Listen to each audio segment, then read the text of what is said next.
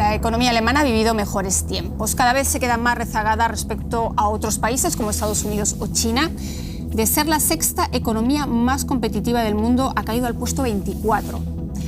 La industria automotriz alemana es un claro ejemplo de ello. Durante décadas los autos Made in Germany fueron el orgullo de la República Federal Alemana, pero ahora está claro que este país e incluso Europa pierden cada vez más terreno frente a las automotrices chinas que se han consolidado en el mercado de los autos eléctricos. Para intentar revertir esta tendencia, Estados Unidos impuso aranceles masivos a las importaciones chinas. Ahora le podría seguir los pasos la Unión Europea, pero los muros comerciales son un arma de doble filo.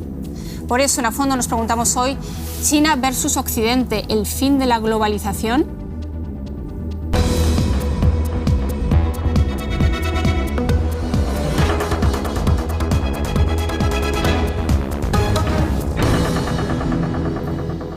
Sobre las implicaciones geopolíticas de una guerra comercial hablamos hoy aquí en A Fondo. Bienvenidos a esta nueva edición. Me acompañan hoy aquí en Berlín Ezequiel Daray, que es licenciado en Economía por la Universidad Católica Argentina y analista financiero de DWE en la Bolsa de Frankfurt. Julio Roldán es sociólogo y doctor en Filosofía por la Universidad de Bremen. Fue docente en varias universidades en el Perú, también en distintas universidades alemanas. Investiga el desarrollo actual político, económico y social de China y está preparando un libro al respecto. Y Miguel Otero nos acompaña desde Madrid. Es investigador principal en el Real Instituto Elcano, experto en economía y política internacional, en particular en el triángulo estratégico entre Estados Unidos, la Unión Europea y China. Pues bienvenidos a los tres, a Miguel en Madrid, Ezequiel y Julio aquí conmigo en el estudio en Berlín. Bienvenidos naturalmente a ustedes y ya saben que pueden participar con nosotros desde las redes sociales. Dejen ahí sus comentarios y los vamos contestando también a lo largo del programa. Ezequiel, me gustaría empezar contigo porque Estados Unidos impuso ya aranceles, lo acabamos de comentar. Ahora también la Unión Europea parece que le va a seguir los pasos. China ya anuncia represalias o, digamos, aranceles también a los productos cárnicos, por ejemplo, de España. ¿Estamos ya imbuidos en una guerra comercial o es demasiado adelantar los hechos? Yo creo que estamos en una guerra comercial que en el caso de Europa, sobre todo, es un tiro en el pie. Como economista te lo enseñan casi que en el primer año que vas a la facultad. No hay nada más sagrado en la economía que los precios. Ponerse a tocar los precios. Los precios son lo que en la economía dan información a los productores, si hay que producir más o menos, o no hay que producir, o hay que producir determinado sector, y a los consumidores qué consumir. Los aranceles lo que hacen es distorsionar precios, encarecer precios, y particularmente en el caso de la industria automotriz, dado que China tiene una ventaja comparativa que creo que ya la hemos perdido aquí en Europa con el auto eléctrico. El objetivo verde que tiene la Unión Europea con este tipo de aranceles y ante una posible represalia china prácticamente es imposible de cumplir porque la industria automotriz, incluso alemana, no podría producir autos eléctricos sin los insumos chinos. Eso está claro y por eso Alemania está en contra de esos aranceles. Miguel, Ezequiel acaba de decir que los aranceles son un tiro en el pie, pero estamos en una época de proteccionismos en donde todas las economías recurren a medidas proteccionistas. ¿No es normal, por tanto, que la Unión Europea también recurra a estas políticas proteccionistas de los aranceles? ¿Cómo lo ves tú? Bueno, yo estaría de acuerdo en que en un mundo ideal no debería haber aranceles, pero aquí hay un problema. China es la segunda economía del mundo, representa el 30% de la inversión mundial, representa el 30% casi de la producción industrial mundial y solo el 13% del consumo mundial. Por lo tanto, esto a lo mejor si fuese Corea del Sur o Países Bajos sería aceptable, pero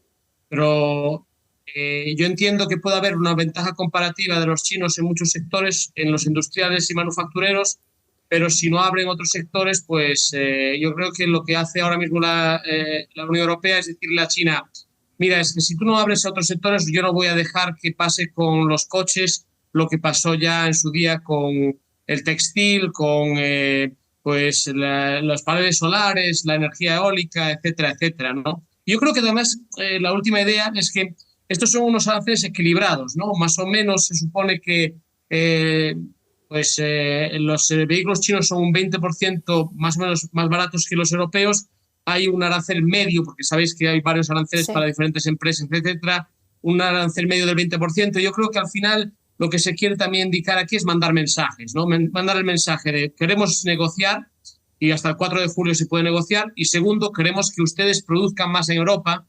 Por lo tanto, vamos a subir los aranceles para que tengan que producir aquí en Europa y lo hagan de manera más verde, porque a lo mejor si se produce en China se usa energía del carbón y no le conviene al planeta. Muchas gracias, Miguel. O sea, hablas de una estrategia, hablas de que no estamos en un mundo ideal y como no estamos en un mundo ideal, Europa no quiere seguir permaneciendo pasiva viendo cómo China se hace con sectores estratégicos. Ezequiel hablaba de que, lo repito, es un tiro en el pie los aranceles. Tomemos el ejemplo de Alemania, porque ya hemos visto, lo comentaba en ese ranking, cómo ha caído en el ranking de competitividad la economía alemana de un puesto pues, entre los 10 primeros al puesto 24. ¿Es la industria automotriz alemana también algo sintomático de todo esto que está pasando? Claro, ustedes han planteado, y no solo porque ustedes lo hayan planteado, sino que es ya tradición en los últimos, diríamos, 100 años, que la industria automotriz alemana no solo tiene calidad, sino tenía cantidad. Y era hasta determinado momento el campeón mundial de exportaciones. Decir el auto alemán tiene un valor no solo real, sino tiene un valor simbólico de mucha importancia. ¿Qué es lo que sucede? El gran problema es preguntarse yo no hablaría de guerra, porque ya creo que estamos utilizando términos mayores. En esta competencia, en estas diferencias, ¿quién gana y quién pierde?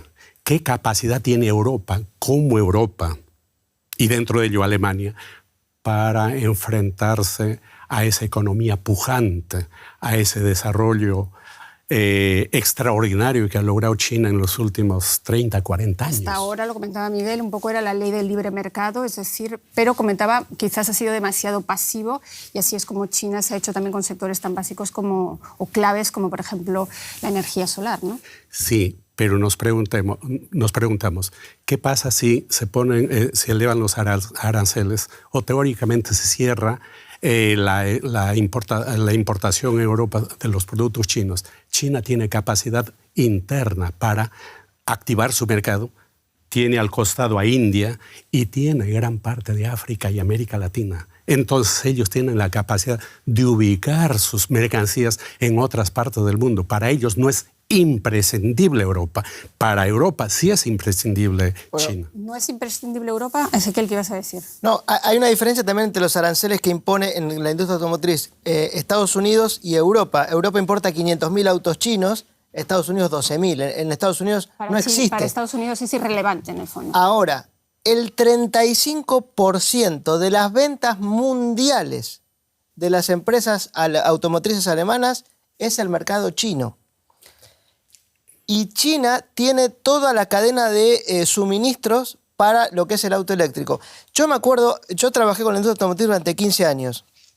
Estuve hace muchos años en Corea y veía cómo los coreanos tomaban motores alemanes, los desarmaban y los comparaban a sus motores.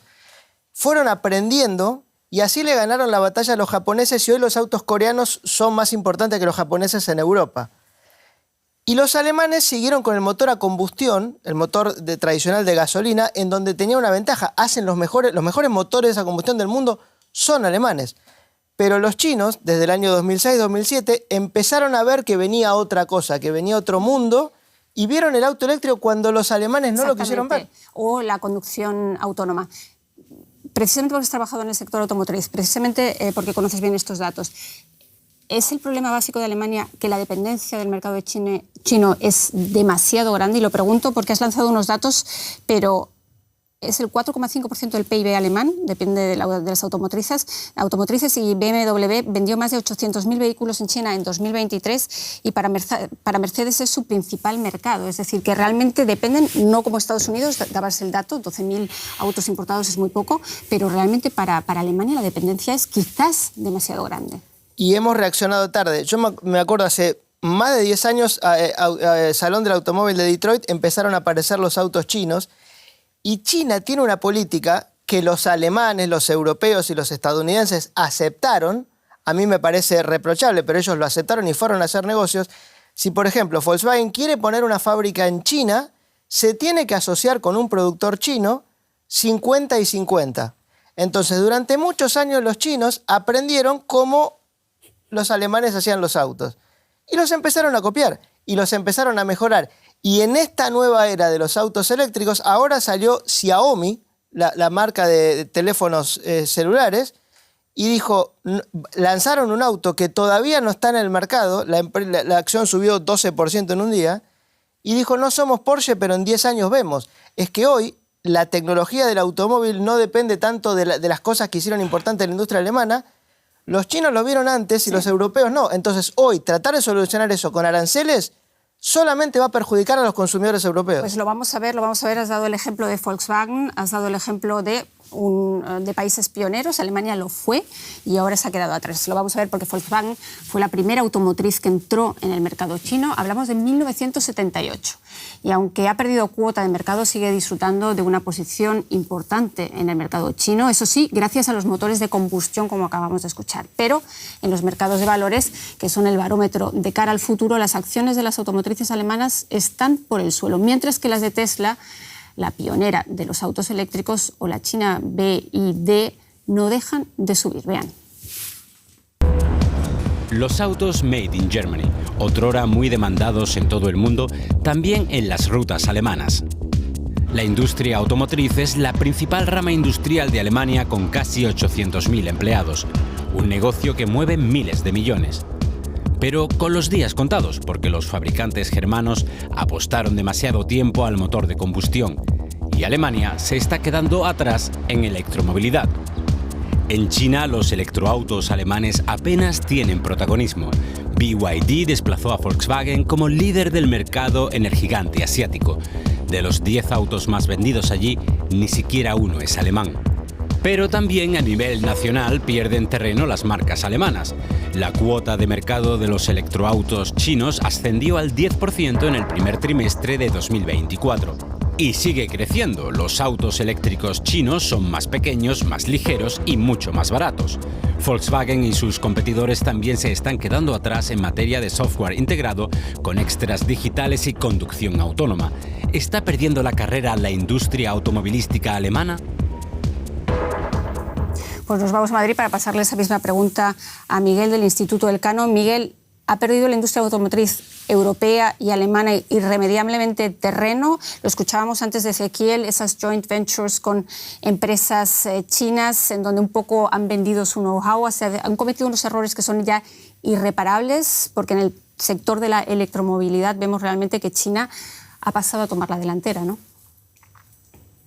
Bueno, es verdad que eso, ¿no? Los europeos pues siempre pensaron que el coche eléctrico pues era una cosa pues del futuro, pero no el futuro inmediato, y en muchos casos pues había dudas de si realmente iba a tener la capacidad de competir con el coche de combustión. Es verdad que los chinos ahora tienen una ventaja, pero también es verdad que en el pasado también se decía que la industria alemana pues se quedaba obsoleta. Yo creo que siempre no se piensa que las economías viejas de Europa pues no son capaces de revertir un poco la tendencia, pero en el pasado, en la historia, se ha visto que siempre bueno pues se puede revertir eso. Entonces yo creo que es verdad que ahora mismo pues los chinos tienen ventaja, pero esto no quiere decir que la carrera esté perdida, ¿no? Entonces yo creo que los aranceles también un poco le dan un poco de tiempo a las marcas europeas para ponerse las pilas y en muchos casos aprender de los chinos, y a lo mejor hay que hacer lo contrario, ¿no? En el sentido de joint ventures con empresas chinas. Por ejemplo, Chery tiene un joint venture ahora en Barcelona para producir coches en Barcelona con Ebro, una empresa española, y yo creo que a lo mejor hay que dejarse también de ese paternalismo de que nosotros sabíamos más que los chinos los copiaban, y quizás haya que aprender de los chinos, y ahí pues yo creo que todavía queda mucho recorrido porque quedan décadas por delante hasta que no venga algo mejor. Y a lo mejor viene una tecnología nueva, el hidrógeno, no sé. Muchas veces se piensa que las cosas duran mucho tiempo, pero vemos que hay mucha tecnología que supera la anterior.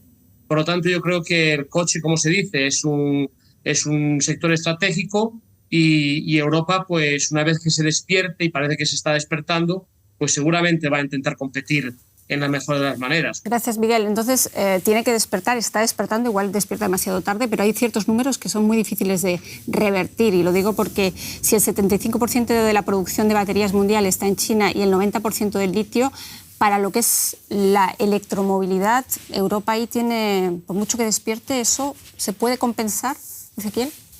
Creo que ellos tienen una ventaja comparativa. Lo de los joint ventures, de hecho, existe. Les cuento un caso particular. Yo tengo un auto de una marca inglesa diseñado en Londres, fabricado en China, y lo estoy cambiando porque no me gusta, es un leasing, por un auto alemán diseñado en Alemania, fabricado en China. O sea, a eso se le llama globalización. A eso se le llama. Y yo creo que la solución, yo creo que no es que los alemanes hayan perdido ya la carrera, pero la solución no son los aranceles. Tal vez es que estados elefantiásicos como tenemos en Europa cedan un poquito, bajen un poco los impuestos y hagan como hicieron los chinos, motivar a que haya inversiones, que haya más ahorro, que atraiga inversiones y que se financien proyectos de inversión productiva. Pero no poner aranceles, es ponerle una multa al que lo hace bien. Ya, pero es el tema de que están inundando realmente el mercado automovilístico y con ello también presionando mucho los precios. ¿Por qué los chinos consiguen hacer autos cada vez más innovadores, de mejor calidad? Todavía hay una cierta reticencia, por lo menos en Europa, a conducir autos chinos con respecto a los alemanes, que son todavía sinónimo de esa alta calidad, pero cada vez menos porque cada vez son mejores y cada vez los hacen más rápido. Nuevas generaciones de autos, es decir, ¿qué hacen bien los chinos que no están haciendo? El auto eléctrico es otro concepto. Ya no es más importante la fiabilidad porque los motores eléctricos no se rompen, los motores eléctricos no requieren mantenimiento, el problema son las baterías. Ellos tienen la ventaja en las baterías. Normalmente antes era importante la tecnología, empresas como Bosch, como Siemens, o Denso, las japonesas, eran muy importantes para la producción de tecnología que hacía un diferencial en los autos japoneses o alemanes. Hoy son las baterías y los autos son más simples y por eso puede venir una empresa que fabrica celulares y pretender en 10 años ser como una empresa centenaria alemana que debe ser de las más valoradas que hay en el mundo. Y lo puede decir sin ponerse colorado y puede ser que lo consiga. Julio, ahí estamos escuchando esas cifras, tú que eres más historiador, filósofo. ¿Qué pueden hacer los gobiernos europeos, esa vieja Europa, cuando vemos ese ascenso imparable de China, lo rápido que hacen las cosas bien o incluso mejor que en Europa? ¿Qué pueden hacer los gobiernos europeos? El tema central yo creo que va más allá de los aranceles. Los aranceles es una parte en el plano económico. La situación que se vive en estos últimos años, notamos nosotros con más claridad, es ese cambio que existe no solo a nivel económico, sino también a nivel político, a nivel diplomático, a nivel del armamentístico. Es decir, un poco que Europa y su aliado principal, que Estados Unidos, va perdiendo terreno en el plano mundial. Frente a China, Rusia, Asia. Sí. Principalmente frente a China. Es decir, China tiene muchas posibilidades. Hablábamos que es un país continente, que tiene la primera o la segunda población del mundo. Están en constante innovación, es decir, relacionan muy claramente lo que es razón, ciencia y tecnología. Entonces, innovación, perdona, y subvención, ¿no? Claro, porque tienen una organización centralizada, cosa que en Europa, la Unión Europea, tiene varias cabezas. En China hay una cabeza. Me refiero al rol que juega el Partido Comunista de China.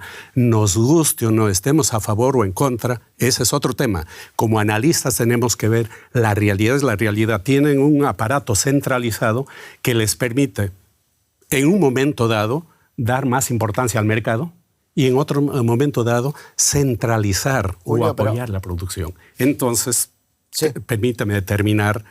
Creo que el tema es mucho más largo y voy a la pregunta que tú me dices. ¿Qué hacer? ¿Qué puede hacer Europa? Tiene dos alternativas.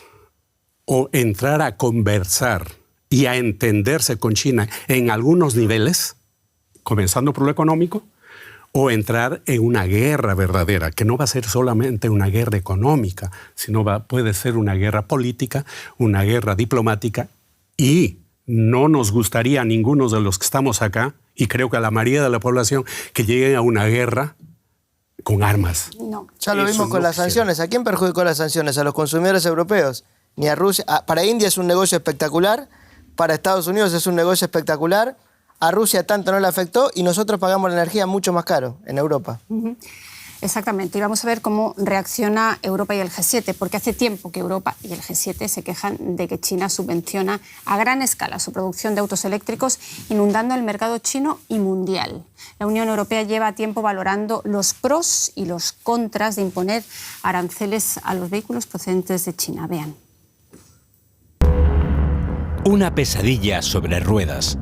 Los autos eléctricos chinos inundan el mercado europeo, subvencionados por el Estado, baratos como ningún otro. La Unión Europea dice que no es justo ni legal y amenaza con imponer aranceles de hasta el 48% a los electroautos chinos para proteger el mercado automotor europeo. Europa sigue así el ejemplo de Estados Unidos, que acaba de cuadruplicar los aranceles a los autos eléctricos chinos con un drástico 100%. Es una apuesta de riesgo, ya que resulta difícil prever quién será la verdadera víctima de semejantes aranceles. Lo que se anuncia como una supuesta protección de la industria automotriz muy probablemente terminará generando nuevos conflictos comerciales. China ya amenaza con represalias, a la vez que invierte en nuevas fábricas en Hungría y España. Aranceles punitivos, ¿más ventajas o perjuicios? La pregunta, vamos a ir con ella a Madrid, es si esos aranceles además son algo más que retórica política. Y te lo pregunto, Miguel, porque Trump, Biden, desde Estados Unidos no solamente las han anunciado, las han impuesto, y no solamente para el sector automotriz, sino también, por ejemplo, para los semiconductores y otros sectores claves. Y sin embargo, el intercambio comercial entre ambos países no deja de aumentar, entre China y Estados Unidos no deja de aumentar. Es decir, que esos aranceles, al contrario en este caso de lo que diría Ezequiel, no han mermado el intercambio comercial entre ambos países. Por eso te pregunto si es algo más que una retórica política, una amenaza mutua para conseguir determinados propósitos. Bueno, todo dependerá hasta dónde lleva esto, ¿no? Si entramos en una escalada y de represalia contra represalia, pues al final los efectos sí que se notarán, ¿no? El comercio entre Estados Unidos y China sigue aumentando, pero no ha aumentado de igual manera que el comercio entre China y Europa o China y los países del sur global, ¿no? Lo que nosotros llamamos aquí el sur rural. Así que yo creo que poco a poco los efectos se están viendo y al final, pues a mí lo que me preocupa es que estamos en esa espiral de rivalidad entre grandes potencias y de proteccionismo, mayor proteccionismo y de un Estados Unidos que quiere desacoplarse, ¿no? El decoupling, el desacoplarse de China, y estos aranceles del 100% son preventivos porque es verdad, como se comentaba, que todavía no exporta muchos coches China a Estados Unidos, pero podría exportarlos, y ahora con ese arancel del 100% va a ser muy difícil, ¿no? Y son prohibitivos, ¿no? Preventivos y prohibitivos. Yo creo que la Unión Europea está más en el de-risking, el reducir riesgos y el intentar llegar a algún tipo de acuerdo con China, como decía, estamos un poco cansados de que estemos más abiertos nosotros que los chinos y por lo tanto, si China no se abre, yo llevo diciendo desde hace mucho tiempo, la Unión Europea se va a cerrar y se está cerrando, y eso yo creo que me preocupa porque es verdad que el proteccionismo, los aranceles, etcétera, pues a largo plazo es perjudicial para todos. Y después yo creo que hay un tema que no se ha comentado que creo que es importante, ¿no? Dentro de esa rivalidad geopolítica, Estados Unidos ve el coche eléctrico chino, igual que ve TikTok y otras cosas, como un tema de seguridad nacional. Yo acabo de estar en China, estuve 15 días en China y ahí hay mucha preocupación por si en algún momento los chinos se desembarcan en Europa para invertir en Europa, para producir en Europa, y que llegue Trump o incluso Biden y que le digan a los europeos: miren ustedes, el coche eléctrico, la infraestructura del coche eléctrico es crítica, es de seguridad nacional para todos y por lo tanto dejen de usar el coche eléctrico chino por el tema de los datos, ¿no? ¿A dónde van a parar los datos que se crean con el coche? ¿Dónde se almacenan? ¿Quién tiene acceso a esos datos? Creo que ese es el elefante todavía en la habitación, y que a nivel de geopolítica y de rivalidad entre Estados Unidos y China va a tener todavía mucha cola. O sea, prácticas comerciales abusivas y luego también el tema de los datos, importante que, por ejemplo, para Alemania es un tabú prácticamente, ¿no? En Europa, pero especialmente en Alemania, la protección de datos tiene un altísimo valor dentro de la sociedad alemana. La Unión Europea no va a imponer esos aranceles del 100%, pero ha dicho que va a imponer estos aranceles de manera temporal y en julio se verá si de manera definitiva. Es una reacción de la Unión Europea después de muchos años de estar viendo, ¿no?, cómo China se cierra, pero quiere estar presente en otros países. La pregunta es, dentro de la Unión Europea, ¿tiran todos de la misma cuerda? Quiero decir que Alemania ha luchado, lo hemos visto en el último G7, para que realmente no se impongan esos aranceles, o al menos aranceles no tan altos a China. Francia, sin embargo, quiere aranceles altos para China. Es decir, ya tenemos nuevamente también esa fisura entre las dos grandes potencias ahora mismo dentro de la Unión Europea. Cada uno tiene sus propios intereses. Cuando surgió esta posibilidad de poner aranceles a los autos chinos, todavía China no se pronunció. Hubo una voz que se quejó, BMW, empresa alemana, porque está viendo que depende muchísimo de China y que a nadie le sirve una guerra comercial. Yo no quiero decir, yo no estoy defendiendo a China, yo estoy en las antípodas del modelo chino, una economía dirigida que va a tener una pérdida de población importante, que tiene una población muy envejecida y que va a tener muchísimos problemas. No creo que sea la panacea, le van a salir competidores como India. Lo que sí digo es que estas políticas no sirven, y en Latinoamérica lo podemos ver con lo que se está tratando del acuerdo Mercosur-Unión Europea. La política agraria común que protege a los agricultores, ahí está muy interesado Francia, que por ejemplo le asegura un precio mínimo en momentos de crisis, que le da subsidios por hectárea, por cabezas de ganado. Bueno, eso está perjudicando, por ejemplo, nosotros en Europa podríamos consumir productos agroalimenticios latinoamericanos producidos mucho más eficientemente, de mucho mejor calidad, mucho más barato, y sería un gran negocio también para Latinoamérica. Bueno, por estos aranceles, por este proteccionismo, no se puede. Pero de esto mismo que hace Europa es lo que se está quejando que hace China con sus autos. Entonces, depende, cuando lo hace otro está mal, pero si lo tengo que hacer yo... Evidentemente cada uno vela por sus intereses, pero de todas formas, el no querer cometer los mismos errores en sectores estratégicos, es decir, proteger sus industrias estratégicas, es un interés legítimo, ¿no?, de la Unión Europea, de los países europeos, como lo está haciendo Estados Unidos, ¿o lo consideras también erróneo, como dice Ezequiel? Sí y no. Frente a China, sí. Quiero decir que esas prácticas abusivas no son ahora una narrativa puramente occidental, sino que es una realidad. La subvención a gran escala de empresas zombies productoras de coches, también la coerción, digamos, de determinados países para que compren sus autos, esas prácticas son una realidad. Decía que cuando analizamos un fenómeno hay que verlo en su doble dimensión. Tanto el aspecto negativo como positivo, y en esa situación quienes ganan y quienes pierden. No siempre se pierde 100% y no siempre se gana 100%. Es la dialéctica de la vida, de la historia y de los fenómenos. Consecuentemente, en el caso concreto de Europa, Alemania, con estas conversaciones que tiene con China últimamente, ayer estuvo el ministro de Economía en China. El ministro de Economía está viajando a China. Bueno, pero en concreto, ellos en este pequeño enfrentamiento, ellos ganan. ¿Por qué? Porque lo que ha dicho China él... gana, ¿quieres decir? No, también Alemania. Porque en gran medida las exportaciones de autos de Alemania, la BMW, Mercedes y Volkswagen, su mercado principal es China. ¿Y qué sucede? Sucede sencillamente, si China tomaría la misma actitud que toma Europa en subir los aranceles, ¿quiénes van a perder? Nos quedamos sin industria automotriz en Alemania. Ese es el problema. Entonces los chinos saben eso y se ponen de acuerdo. Es decir, ok, nosotros nos ponemos de acuerdo, nosotros no subimos y se mantienen los precios, ustedes sigan haciendo el negocio acá en China, a pesar que Europa, porque no es Alemania, a pesar de que Europa nos está poniendo esos aranceles altos. El tema de Francia. Claro, lo que decías tú, Francia tiene su juego particular. No porque es una economía que depende de las exportaciones, como Alemania. Especialmente en el plano de la automotriz, no. Porque recordemos, en los últimos 150 años, los dos países que deciden la vida económica y política en Europa es Alemania y Francia.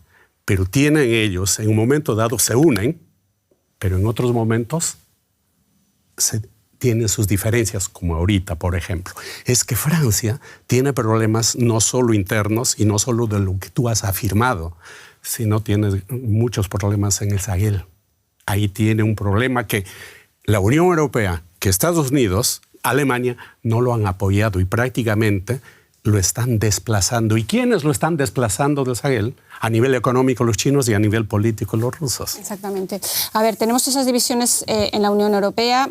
Alemania no quiere esos aranceles, Francia sí los quiere, pero Europa no quiere ser un testigo pasivo, hemos dicho, de que China inunde realmente, como lo está haciendo el mercado europeo con sus autos y con sus autopartes.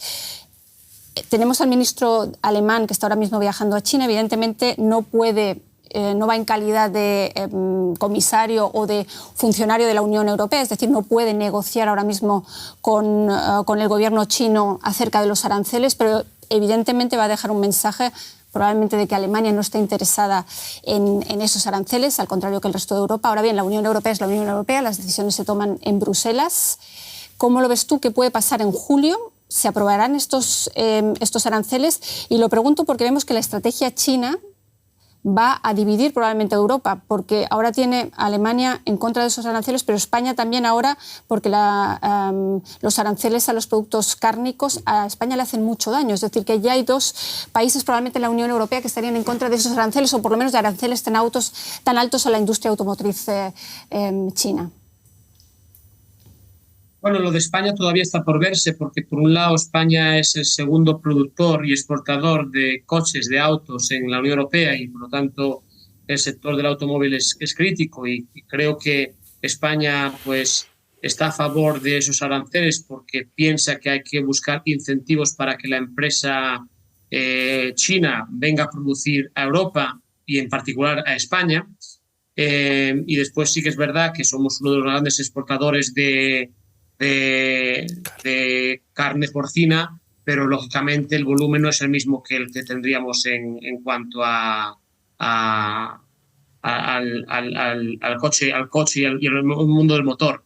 Yo creo que todavía hay, y por eso creo que ha ido el ministro de Economía a China.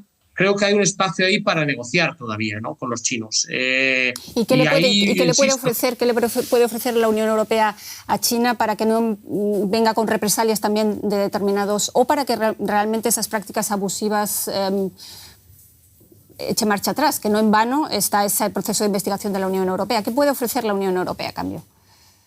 A ver, se comentaba que China puede sustituir a Occidente con el sur global, y eso es difícil de hacerlo a corto plazo.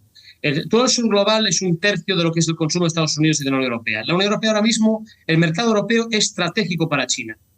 Si se cierra Europa, China está en una dificultad enorme.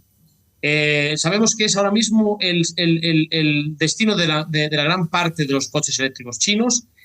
Por lo tanto, yo creo que aquí los dos se necesitan una otra. Hay una gran dependencia europea de China por la tecnología que tiene China, por las materias primas críticas que tiene China, etc. Y por aquí hay empresas europeas que todavía, lógicamente, pues venden mucho en China.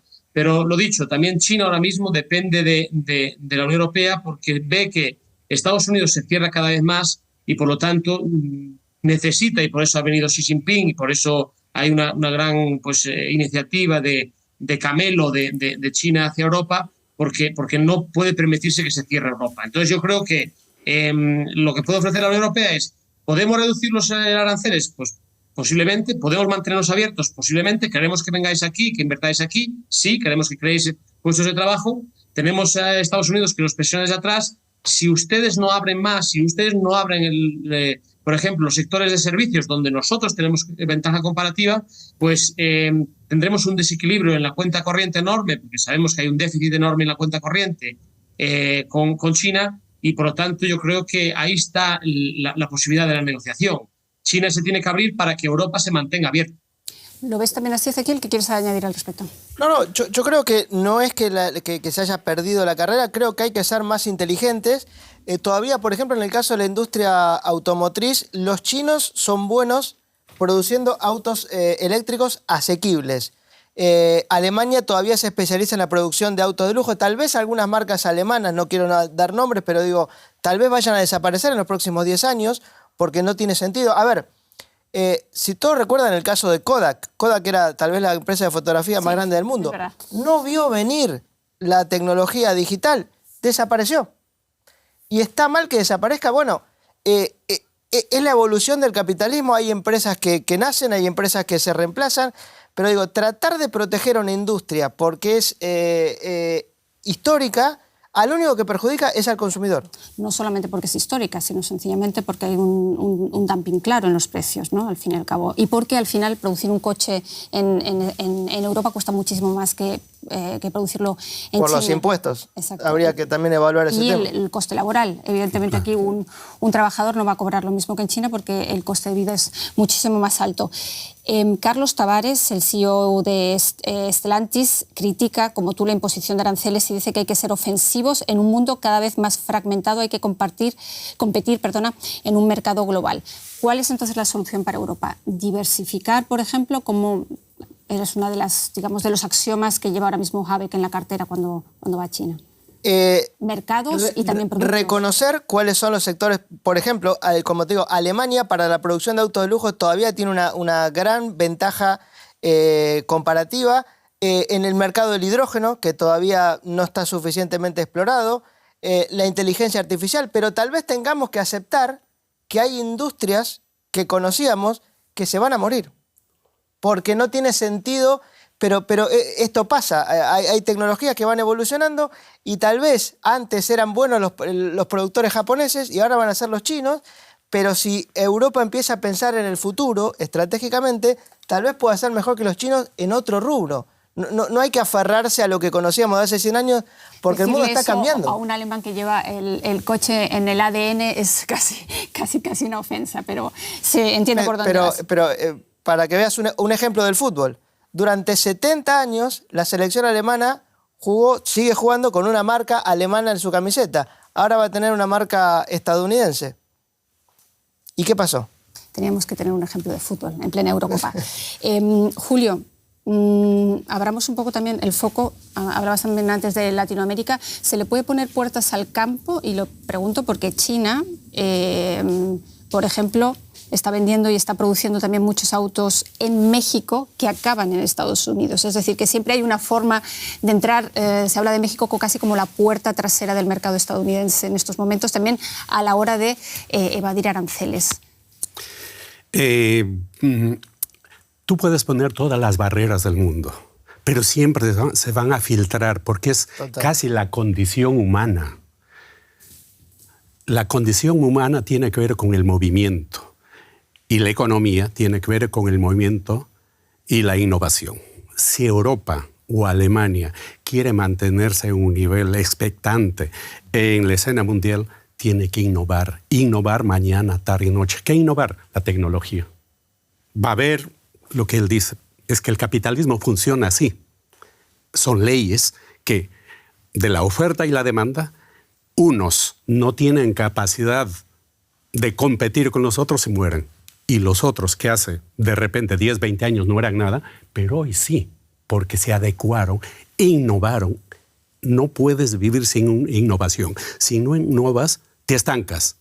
Y de estancarse a morir está muy cerca. Porque otros están en un proceso de innovación permanente en el plano tecnológico que tiene que ver con innovación, tiene que ver con el problema de la ciencia. Y China tiene una tradición muy larga en este aspecto. Son años de trabajar en estos niveles porque nosotros decimos, los chinos se han copiado mucha tecnología europea, correcto, pero Europa también se ha copiado de China la pólvora, el papel. Es decir, estamos hablando de que hay un intercambio mundial y sobre siempre. todo, innovación. ¿Dirías que Europa ya no está innovando? ¿Que realmente todo esto está en manos, la innovación está prácticamente, es monopolio chino? No, a ver, Alemania es uno de los países que más patentes tiene registradas, pero es muy difícil para un innovador alemán llevar esa patente con toda su burocracia a transformarla en una empresa.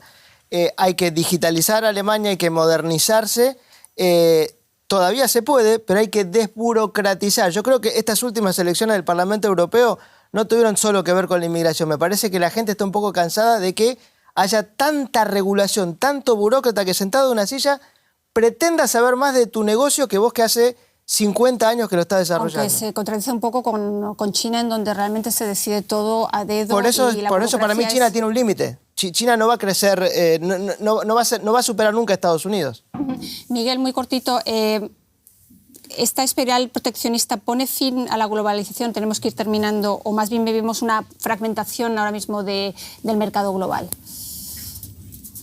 Bueno, los números demuestran que todavía tenemos globalización. Es verdad que más fragmentada, pero las cadenas de valor, de suministro no se han roto, ¿no?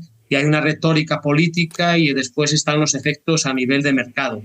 Tarda un poco en llegar, pero yo creo que si vamos en la evolución en la que estamos yendo en los últimos 10 años, lógicamente que vamos a tener pues, una globalización más fragmentada. Y yo vuelvo a insistir en el tema de los datos, ¿no? En una era digital, en la revolución digital en la que estamos, lo dicho, ahora acabo de venir de China, prácticamente todo el ecosistema de datos, si quieres pagar, si quieres usar pues, un navegador, etcétera, pues tienes que usar un navegador chino, ¿no? Entonces esto, insisto, en el 5G, 6G, en el Internet de las cosas, pues podemos ver que tenemos diferentes ecosistemas. Yo creo que Europa tiene que pensar estratégicamente. ¿Queremos tener un ecosistema propio o solo hacer más social el ecosistema americano? Miguel, lo tenemos que dejar ahí. Muchísimas gracias. Espiral proteccionista no, obviamente. Y Julio, espiral proteccionista. Como he dicho, es una arma de doble filo. Por un lado sirve, pero por otro lado pues genera lo contrario. Muchas gracias, Julio. Muchas gracias, Ezequiel. Muchas gracias, Miguel en Madrid. Muchas gracias a ustedes. Nos vemos en una próxima ocasión aquí en A Fondo.